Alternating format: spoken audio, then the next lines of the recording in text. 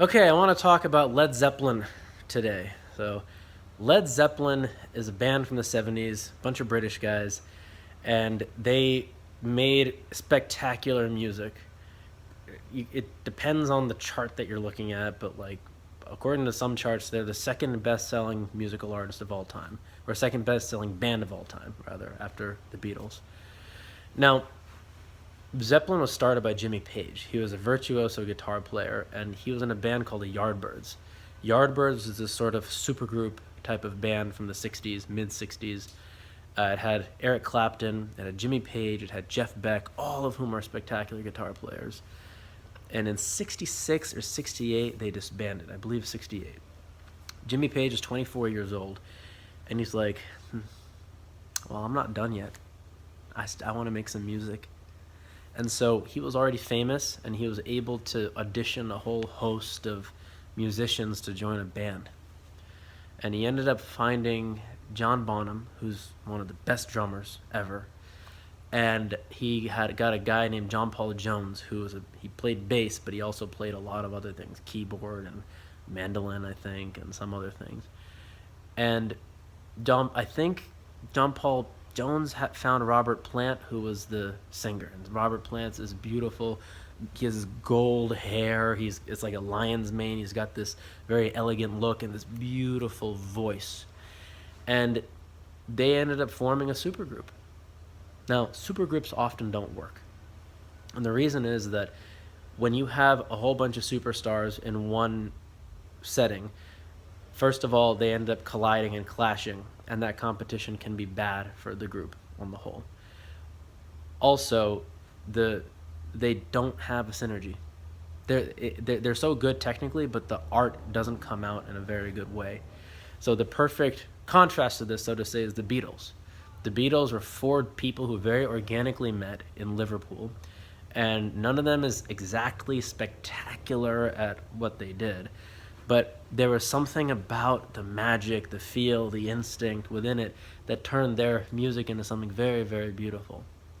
As far as Led Zeppelin is concerned, a lot of their music was more mentally crafted. It was a little more engineered, and it actually comes through because you listen to it, you just feel something so loud and something so pristine at an instrumental level. But the actual soul of the music is not particularly touching. Some of the songs are because they are artists, and you know, but overall, it's just a very, very fun band that made extremely high quality music and very elegant and classy music. And in this case, the supergroup worked to whatever extent that it did. They dropped Led Zeppelin 1 in January or February 1969, and it wasn't called Led Zeppelin 1, it was called Led Zeppelin. It was their debut album. And people heard it. I've seen interviews, and they're like, I could not believe what I heard. That sound was so new, it was so unique, there was something so self-assured about it, something so penetrating about it. The drums were so powerful, and the guitar was so amazing, and they just had this energy. And Zeppelin continued on and on and on and on, and through the 70s, they're a major influence on the world. At the point of 73, I think the Beatles had at that point played the largest stadium in history, which I think was Shea Stadium in New York, and I think they played to like 55,000 people or something. In 73, Zeppelin topped that. They played the largest concert in history in Tampa, Florida, and it was more than 55,000. So that's an idea to give you sort of the scope of how that music touched and resonated with people. When I was 13, I discovered Zeppelin, and I was researching online, and I'm like, all right, what's this band all about? And I hear Led Zeppelin 4 is a great album. So I took a listen to 4, and the first song of that is called Black Dog, and it's just like this guitar and then the guy's singing, and I listened to the whole album many times, and that has Stairway to Heaven as his 4th track. That's their most famous song, and it was just a beautiful experience. And I continued on listening to more and more of their stuff. One of my good friends that I later got into a band with, like more than a decade later, he lent me a Zeppelin CD, and on the bus to high school, I listened to it every day, like obsessively. It was like a early days and latter days, like a greatest hits compilation. The latter days really, really touched me. And yeah, I mean, like I just there's just something so magical about them. And my sister bought me Led Zeppelin DVDs of like their concerts.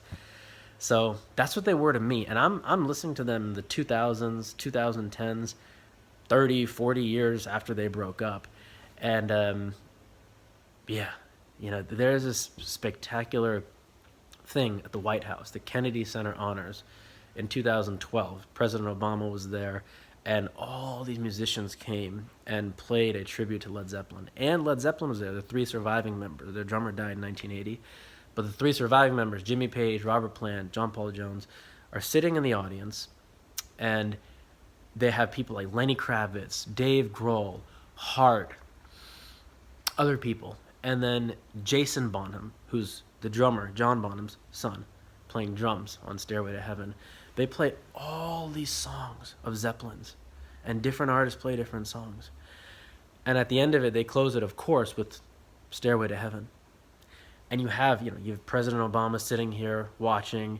You've got Led Zeppelin sitting sort of at the top of the balcony. And after the show, after Stairway to Heaven, I think Robert Plant's watching this. This is 2012. They wrote Stairway in 1971. So 41 years later, Robert Plant is watching this song that he sang and that he sung so many times on stage. He's watching this song, and there's tears in his eyes. And Jimmy Page is just looking like collected, but like a little awed at what he's seeing. Awed, like AWED, awed.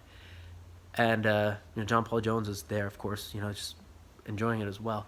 And then at the end of the show, all the musicians come on stage, and the whole audience starts applauding, and the musicians start applauding, and the entire audience, not applauding the musicians though, everybody turns, including the President of the United States, and faces Led Zeppelin and gives them a standing ovation for producing such beauty, such amazing and timeless songs. 40-some years later, this thing is being played not at Madison Square Garden, not on the radio, at the White House. And the president and like 1,000 other people are applauding Led Zeppelin with a standing ovation. That's the power of Led Zeppelin. Jack Black introduced them. He said, Led Zeppelin, best band ever. Better than the Beatles? Yes. Better than the Stones? Yes. And he goes on and on about how amazing they are. And I understand that sentiment. I have felt the power of Led Zeppelin. I've listened to them so much. To this day, I was listening to them. There's album Houses of the Holy. So when I play guitar and stuff, I want to be like Jimmy Page.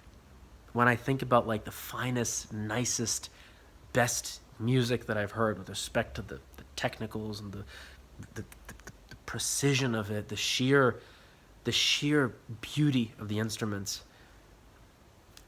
it's Led Zeppelin. So that's me. That's a little slice of me and my interaction with Led Zeppelin.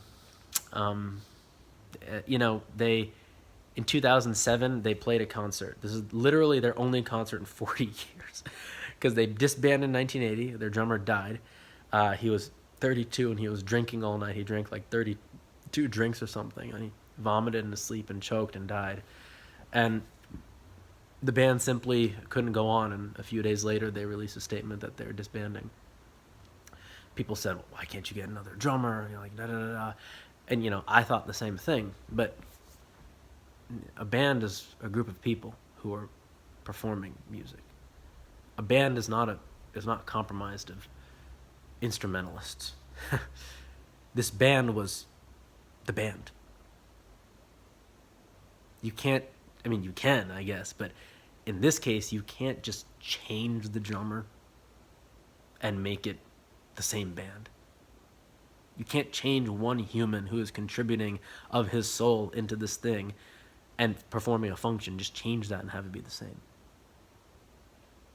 And they knew that instinctively, probably consciously too. So they disbanded. There's no Led Zeppelin without Bonham. So they went Led Zeppelin. But in 2007, they played a reunion concert at the O2 in London, which may be the biggest stadium in the world. And the tickets for that were like, I've heard like tickets going for like $200,000. Like it's not like they're touring every day. This is the only show. Who was there in the front row? Paul McCartney was there in the front row of the Beatles. Paul McCartney was there. And who was the drummer? Well, I just said there's no Led Zeppelin without John Bonham, right? But Jason Bonham. Jason Bonham, his son, played drums. And I think that's acceptable, especially given that he practiced it. He did everything, right? And I didn't see this part of the show, but apparently at the end of the show, Jason Bonham bowed to the other three members as if to say, I'm not worthy. You're Led Zeppelin. I'm me. You're Led Zeppelin. There's a song called Kashmir, which is one of my favorites.